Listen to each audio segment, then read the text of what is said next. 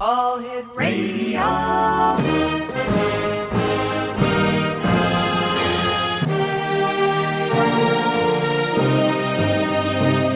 Welcome to the X Zone, a place where fact is fiction and fiction is reality.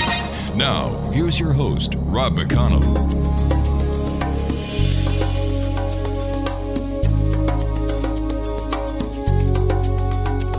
And welcome back, everyone. This is the X Zone. I am Rob McConnell. We're coming to you from our broadcast center in Hamilton, Ontario, Canada.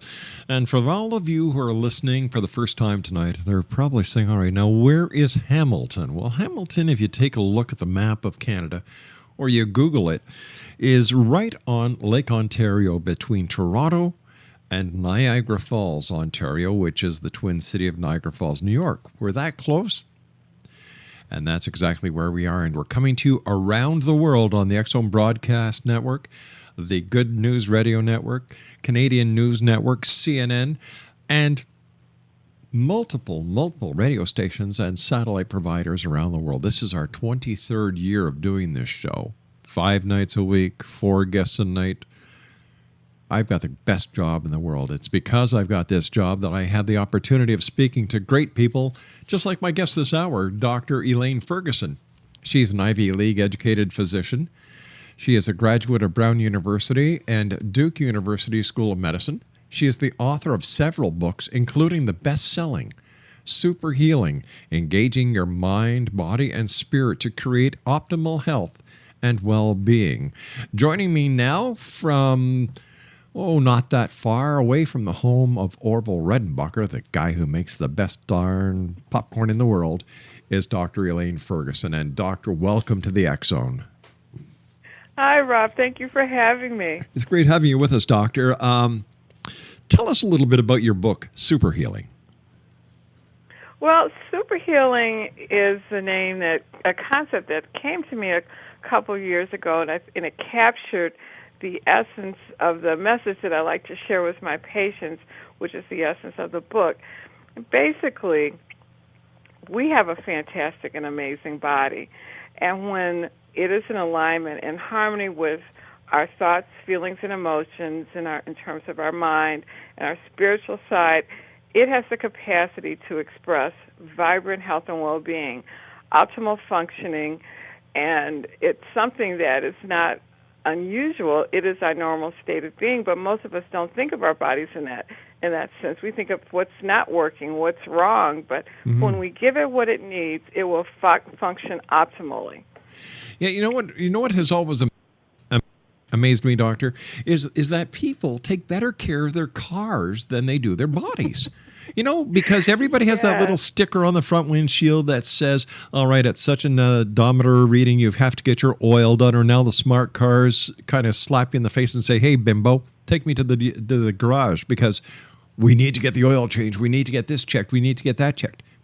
And yet when it comes to their own personal health, it must be very frustrating for you as a physician to try and do your best when people really don't care.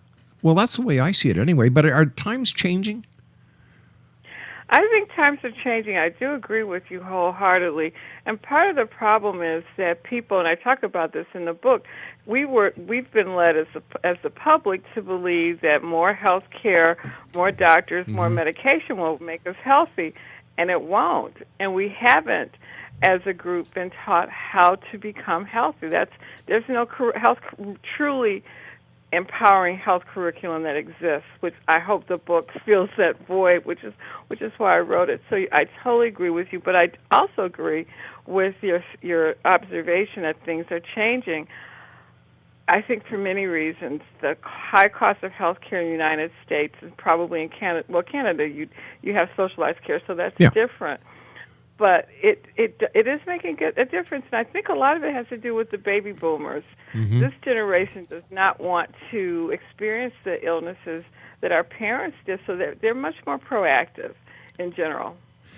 Tell me, the fast food industry, how is it getting away with what it's getting away with? Because when you go to one of these fast food places and you see the slop that people are just gouging themselves with. It looks like a chemical concoction out of a Frankenstein movie of the 50s, for goodness sake. This can't be good for us. You're absolutely correct. One of the principles that I expound in the book is that we have to get away from processed foods completely. In particular, fast foods. I totally agree with you. It's not really food. That's a misnomer. You're right. They're laboratory created chemicals that mimic food, but they are not truly food. They have no nutrient value, and that's the real problem. And in addition to not having nutrient value, they contain chemicals that are harmful to our health and well-being. Doctor, you and I have to take a commercial break. Please stand by. Great having you with us. I love your energy. Exonation, Dr. Elaine Ferguson is our very special guest this hour. Her website, www.drelaine.com. That's drelaine.com. And the good doctor and I will be back on the other side of this 2-minute commercial break as we continue here in the X Zone from our broadcast center in Hamilton, Ontario, Canada. You can listen to the X Zone 724, 365 around the world at www.xzoneradiotv.com or now by phone toll free at 1-800-610-7035, extension 610. We'll be back in 2 minutes. Don't go away.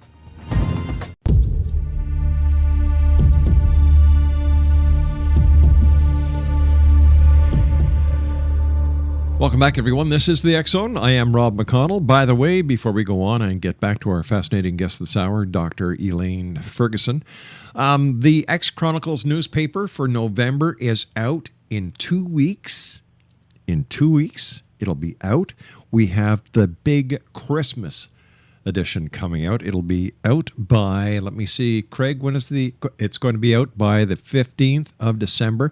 And then on the 29th of December, we're going to be doing a special issue on predictions for 2015, our psychic edition. That's this year here in the X Zone. Dr. Elaine Ferguson is our special guest, www.drelaine.com. That's drelaine.com. You know, I watch TV and I find myself just shaking my head because here you've got all these food commercials, or para-food as I call it, and then you've got these different pharmaceutical companies that are advertising pills that you should, that do this, that, and the other thing. Now, this, that, and the other thing takes up about 20 seconds. And then for about 40 seconds, it seems that they're telling you all the negative effects that somebody can get from these pills. So my question to you, doctor, is why in the name of God do they do this? Oh, my. Well, it's a business. Drug companies exist to make money, and they make it when people are sick. So they have a vested interest in disease. They're not about making people healthy per se. In a greater and most significant sense of the word, drugs are primarily for symptom suppression. They do not address the primary causes of chronic diseases for the vast majority of the issues that we're dealing with in Western civilization: heart disease, cancer, diabetes, hypertension, depression, anxiety. All those can be addressed with their lifestyle diseases more than anything else. And until we address those, we're going to have more commercials and more illness. Once again, I go to the diet being a major part, and I believe it is because, it goes back to the old saying, garbage in, garbage out. And we talked a little bit about para-foods before, but what is your opinion, doctor, of all the GMO foods that are coming out? Oh, my. I avoid them. I don't. They're some of the studies that have been not reported in mainstream media cause great concern about what they have done to animals. So I avoid them personally to the best of my ability. I focus on organic food, and that's what I recommend to the people that I coach and consult with these days. I also think that people recognize that these modified foods are not healthy, and they don't want them. I don't know anybody's like, oh yeah, let me have more. I haven't met that person. I think we have an intuitive sense that something's very much amiss with these foods. Yeah. And some of the laboratory studies are confirming that in terms of what we're seeing with animals who are fed them primarily. Big story in the news lately, Doctor, is Ebola. Oh, God. Yeah. Yes. I'm sure you must get asked about Ebola 200 times a day. I do. At the risk of being the 201st person tonight to ask you this, is it as bad as some of the authorities and some of the news is making it out to be? Well, let's put it in perspective. Okay.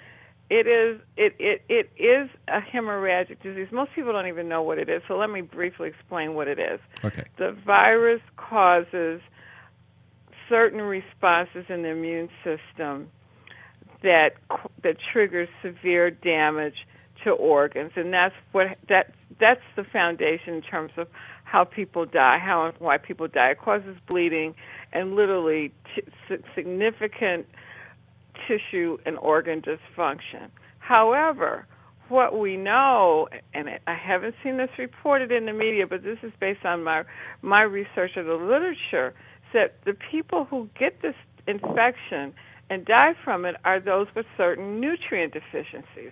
And I believe that's why we're seeing more deaths in African countries where people are malnourished or not as well nourished as others are as we are in the Western world. And also they're living with other illnesses such as malaria and other infections that affect their immune system. So that, I'm sorry, go ahead. No, I was just going to say, so that brings us back to what you and I were talking about before, diet. Absolutely. We know in particular that selenium, which is a mineral that's very important to the body, selenium deficiency is one of the main reasons why this reaction, what we call a cytokine storm, these chemicals are released in massive amounts by the immune system, which causes the tissue damage and the organ failure. But that's regulated by selenium. So when people have adequate amounts of selenium, they don't have the cytokine storm. And I'm guessing that's why we're seeing a difference in terms of the healthcare professionals who are coming back to the United States with disease. Most of them did not die. Of course, there's better treatment, but I think there's probably a significant difference in their health status, which makes survival much more likely. Being a physician in the United States, how do you think the CDC has handled the Ebola situation in the U.S. so far? Well, I certainly think mistakes have been made, but I think the biggest mistake, quite honestly, has been the over-reporting and the mass hysteria that has been triggered in the media. I think that's the real issue. And I have told people, you have to remember, there was only, I think there's been 4 diagnosed cases in the United States. And the good news, which really hasn't been emphasized, is that number one, the gentleman that died from Liberia, other people who were exposed to him in his family, none of them got the disease. That's right. Now, the 2 nurses did, but his family members didn't. And we have the others who've come back, the doctor who traveled to New York City, no one got sick from that. The nurse who was on the airplane, no one gets sick. So I remind people we need to put this in perspective, because it definitely reminds me of what happened with HIV/AIDS 30 years ago when we had mass hysteria when that infection first appeared in the United States. Yeah, I agree with you. The media, in my opinion, blew it way out of proportion, because in today's society, and this upsets me to, you'll have no idea how upset I get with this. The media, and I'm part of it, I don't practice it. If it don't bleed, it don't lead. Yeah, that's true. And I tell you, people have asked me more questions about Ebola in the last month than any other health condition I've ever been asked about. And we're not going to die from Ebola. We're going to die from heart disease, diabetes, cancer, etc. And maybe a few people. I would be amazed if an outbreak occurred in the United States or in any developed country, similar to what we've seen in the three countries in particular, and in West Africa that's going on right now. I'd be very much surprised. It's a totally different situation. See, I think that mainstream media should focus in on, like you were talking about, heart disease, diabetes, getting better nutrition into the population so that they could take better care of themselves. And I also think that they should do a lot more coverage on stress, everyday stress, because I'm sure that stress plays a major part in our decreasing ability to fight off certain diseases. You are absolutely 10,000% correct. We know, and we've known this for years, that in terms of physician visits, stress accounts for about 85 to 90% of all doctor visits, and it's either not addressed or it's inappropriately addressed by giving people anti-stress medications that really don't address the issue. Stress is a good thing in very small amounts, which is how our body was created. It's a response it's a protective response that we need to have. It ensures life, that we're able to appropriately respond to danger. That's what the stress response is. Our problem is that we have so much psychological distress based on our perceptions that we are literally making ourselves sick. Now, I will also add, Rob, that we know that nutrient deficiencies contribute to the stress response. So if we're malnourished, psychologically distressed, we are literally we're just literally disease waiting to happen. I remember as a child, Mom and Dad and my brother, we'd sit down and we'd have breakfast together. And then, Mom and Dad worked. Mom would come home first at times and make supper. TV dinners, are you kidding? Fast food, are you kidding? Absolutely. Mom, you had, number one, family unity. And I think this is a major thing that we're missing in today's society. You had good, wholesome meals. Like if Mom came home with Dad at 6 o'clock, you didn't eat till 6:30. Or, when we got older, we'd peel the potatoes, peel the carrots. Mom always made sure there was a small little garden in back for fresh vegetables. We played outside. We did exercise by going to the ballpark and playing baseball, or going to the public swimming pool and going swimming, or going down to the river, going fishing. And then in the wintertime, we were booted outside. And if we complained to how cold it was outside, we were told to put on more clothes.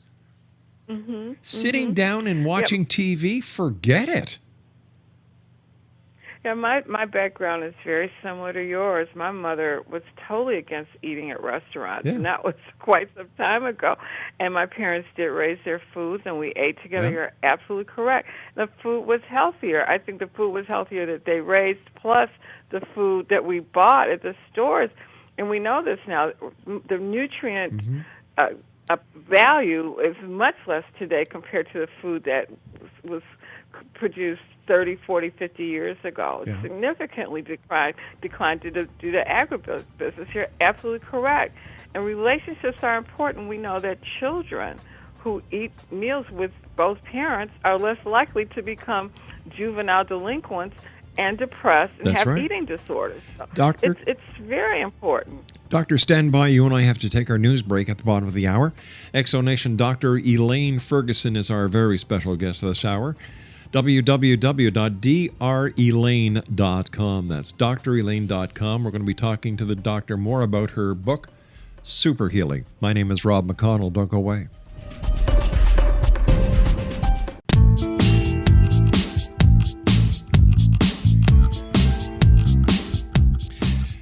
Welcome back to the X Zone, everyone. My name is Rob McConnell. Dr. Elaine Ferguson is our very special guest this hour. She is an MD. She's not one of these internet doctors. She's the real McCoy.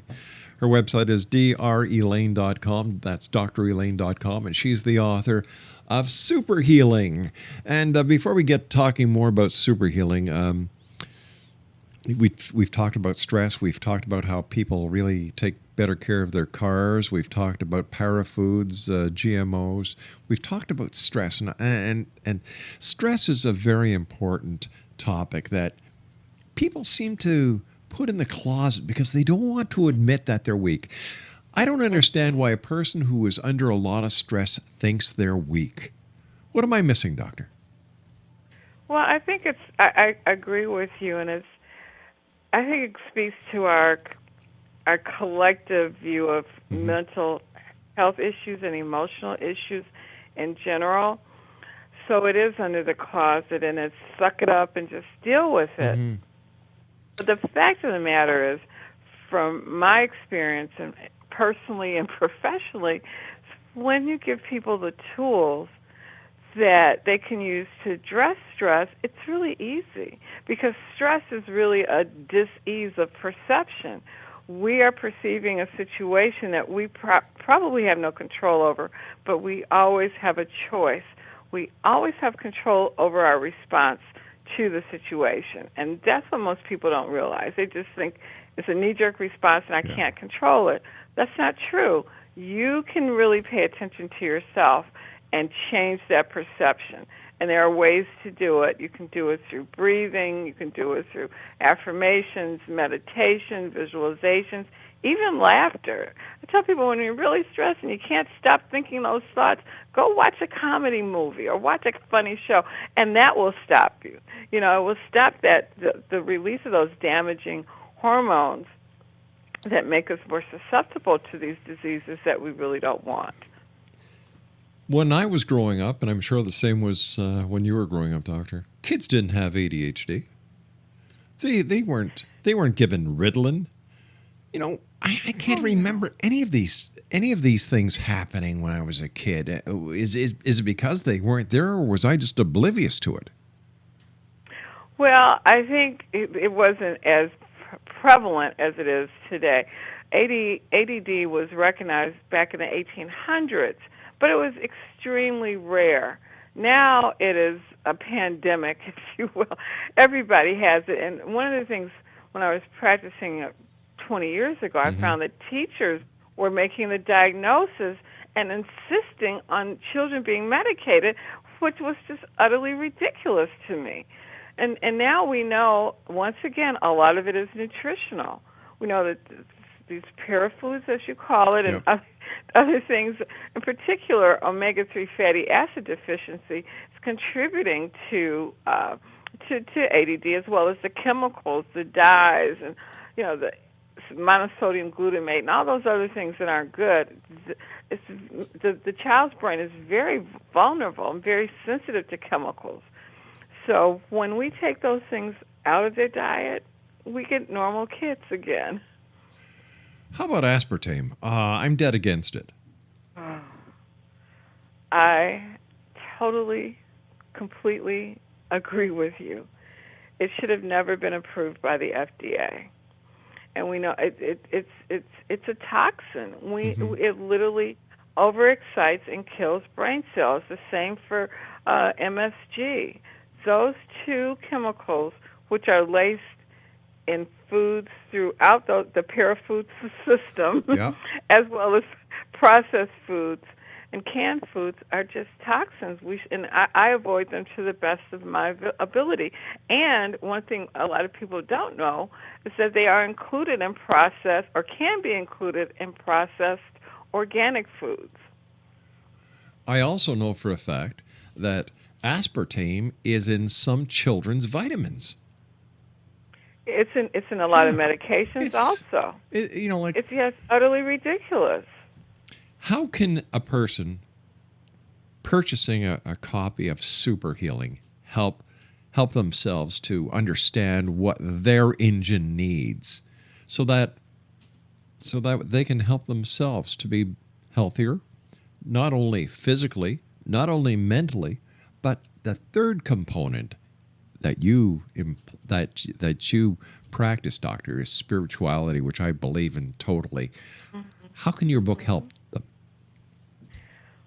Well, the way the book was written, and thank you for that question, it's not just a book filled with information. It has great information. The latest research I included throughout every chapter, but at the end of each chapter is a questionnaire for the reader to answer about particular aspects of his and her health. And those questionnaires are the foundation for the 40-day action plan, because the book was created to empower and inspire people to take charge of their health, and the action plan walks you through everything you need to do to improve your health and well-being over a 40-day period. 40 but days. you get to design. The reader gets to design his or her program, because there's so many good things to choose from nowadays. So that's why I wrote the book, and that's why it was written in that particular format. How about obesity? How does your book handle obesity? Because we're an obese society.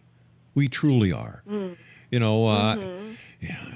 It's everywhere you look, you see obesity. Yeah, it's pretty scary, and it's happened very quickly. Yeah. And do you know that one of the leading causes of obesity is MSG? Did you know that? No, doctor, I didn't. Yes. MSG is fed to laboratory animals to make them fat. They're not given extra calories, they're given MSG. So just think about how ubiquitous it is in our food system, and I'm sure it is a significant contributor to the obesity that we are witnessing today. That's a big part of it. And of course, the other part is the calories, the extra calories, the empty calories, and the lack of exercise. Absolutely, those play a role, but a big component is MSG. How come MSG has not been removed by the FDA? Just like aspartame. They know the dangers. They know the dangers. The clinical proof is there, and yet they refuse to take it. Is this because Big Pharma has a bigger grasp in the pockets of Washington than the population who desperately needs a shakeup within the administration? I can only assume so. That would be my honest guess. That there are financial forces that make it virtually impossible for people who probably want to do the right thing to do it.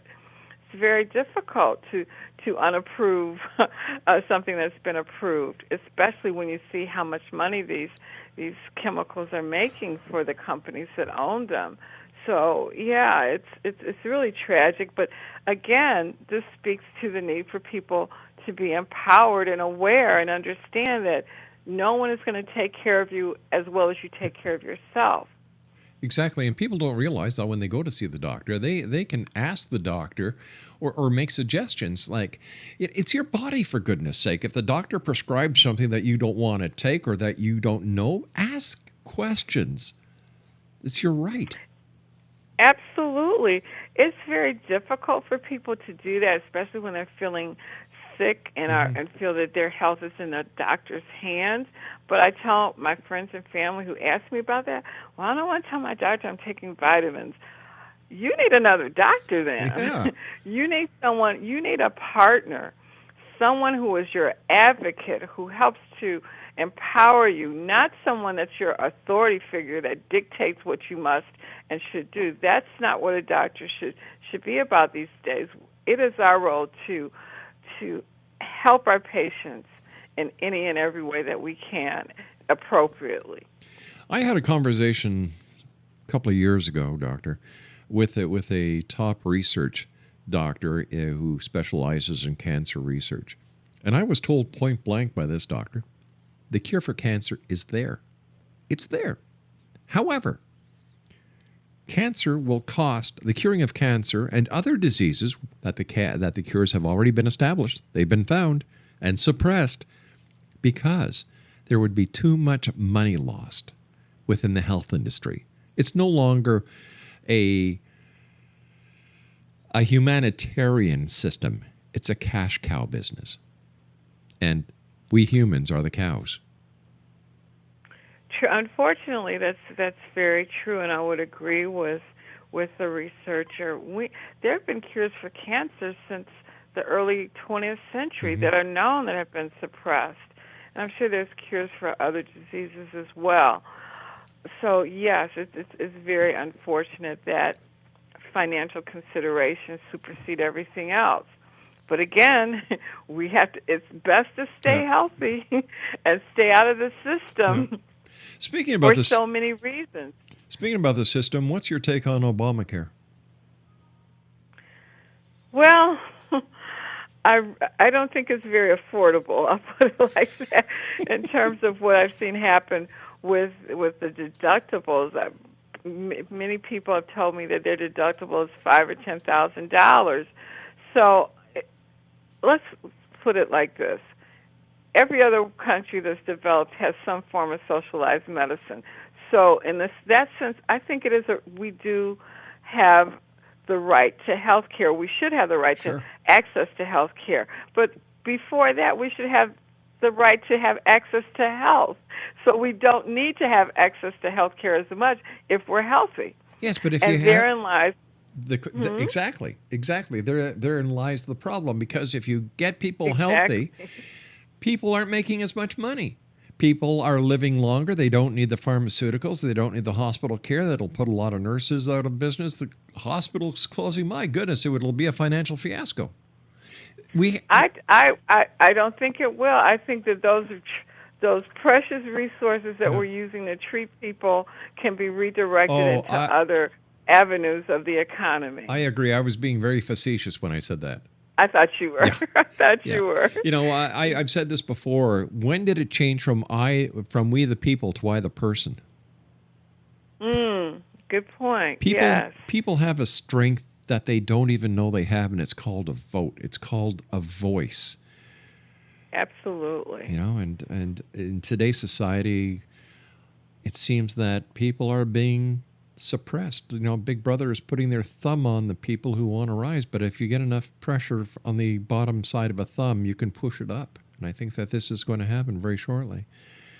What is the main focus that you want to get across to the world, Doctor, about your book, Super Healing? I think the main focus, Rob, is to afford the reader and the world the opportunity to understand truly how magnificent they really are. This body, I tell you, the best thing I learned in medical school was how awesome and wondrous the physiology, the functioning, and the structure of the body, the human body, really is. It is magnificent. And it does things without any need for our conscious participation. Yeah. It's just amazing that millions of chemical reactions are going on at this very moment in the 50 trillion cells that we have to support us and sustain us. And if you but understood how truly magnificent the body is, it would totally change your perception of your physical body, of yourself, to understand what you are capable of. And that capacity includes vibrant health and well-being. That's our birthright. We were not born to be sick. We were born to be healthy. So where do we start? Should we redo the educational system when it comes to the teaching of when I went to school, they had a health class, and it was every day, and you learned about nutrition, you learned first aid, you learned about physiology. It helped you grow up. And my grandchildren don't take that in school. My children didn't take that in school. It's like, all right, what you do is on the lunch break, you don't go to the cafeteria because that's crap food. What you do is you go to the local store, you get a bag of potato chips and a big bottle of Diet Pop, and away you go because it's healthy. You're eating vegetables and you're drinking aspartame. No, you're not. You're killing yourself at a speed that you have no idea what you're doing. So what do we do, Doctor? What do we do here? This is where the family comes in again. It is incumbent upon the family, the mother, the father, to become healthy so they can teach their children. We can't wait for the educational system to do this. We have to do this ourselves. and the information is available. And I've seen people do this. And children, oh my goodness, children normally become the leaders, because once they have that good, healthy food and once they become active, they don't want to go back to that crap they were doing before. They see the difference. And fortunately, they are much more honest than we as adults are, because they don't have all the veils of misperception that we've developed. And they're not as lazy as we are. Mm-hmm. You know, it's a sit-down, drive-through society. You know, you drive through to the coffee shop, you drive to the to the hamburger joint. Do you realize now they have even, I mean, besides the banking industry, drive-through pharmacies, they even have drive-through funeral homes. Come on. Yeah. Absolutely. Yeah, and we're not going to app our way to better health either. Oh, God, no. Apps are great. You know, that's what everybody's, oh, let's get an app. It's the blueprint for health is within ourselves. Yeah. We just have to do what it needs.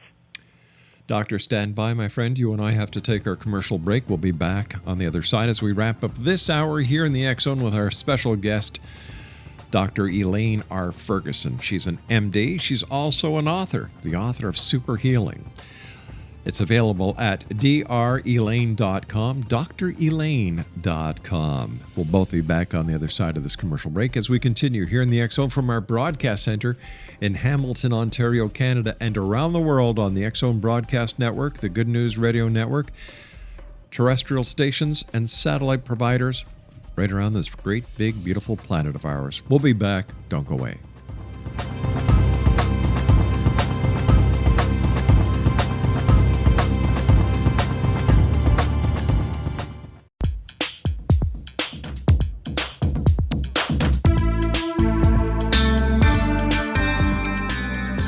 And welcome back, everyone. Dr. Elaine Ferguson is our special guest this hour. She's the author of Super Healing, and her website is drelaine.com. That's drelaine.com. First of all, Dr. Elaine, thank you so much for being with us. It's been a great pleasure having you on. I love the way that you approach medicine, because I've been a firm believer in the what I call the medical trinity, body, mind, and spirit, for so many years. It's great to know that serious doctors like yourself are looking at the trio. Besides, where can listeners buy a copy of your book? Well, thank you for your kind words, Rob. And the book is available at bookstores, Amazon.com, Barnes & Nobles, and any bookstore can get the book. It's readily available. And, you know, this would be an ideal gift for someone you love and care for, because you want to keep your loved ones around. And by showing them that you care in a way that you're saying, I want you to take care of yourself. I want you to learn. I don't want you to eat parafoods. I don't want you to eat chemical swill.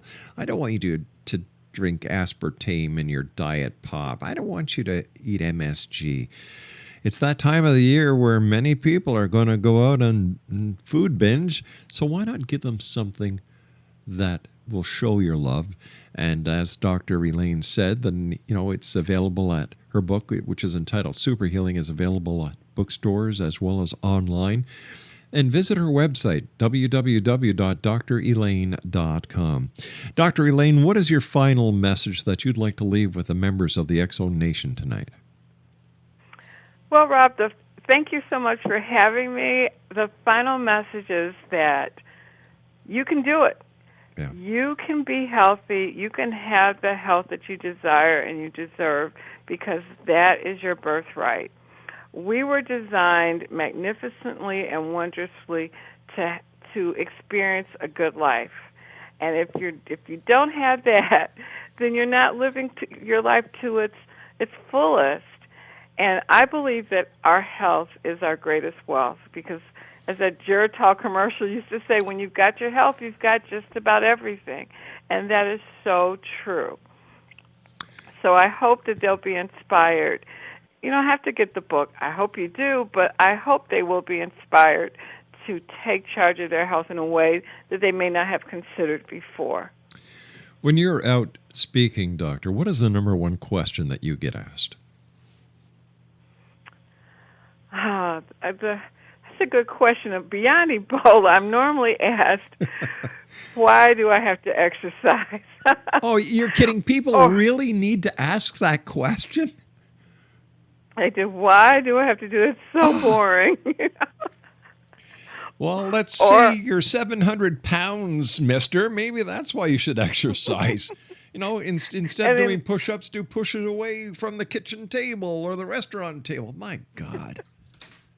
And the other question I get asked almost as often is about family history, because people have been led to believe that if a parent or a grandparent or aunt or uncle or sibling had a disease, or if these diseases run in their family, that they're at risk. And fortunately, we know now that it's not our genes that determine our destiny. It's how we live. And how we live turns on healthy genes or turns on disease-producing genes. And that's why chronic diseases run in families, because of the way that they live, not their genetic predisposition. And you see, that's why we had you on the show tonight, Doctor, so that you can try and explain to the listeners around the world how they can help themselves. And you know what? It's been a great honor talking to you. Please take care of yourself, Doctor, and I look forward to the next time you join us here in the X Zone. Thank you. Take care, Bye-bye. man. Bye-bye. X Zone Nation, Dr. Elaine Ferguson has been my guest. The name of her book is Super Healing, and it's available online and at bookstores. I'll be back on the other side of this commercial break with the news. Don't go away.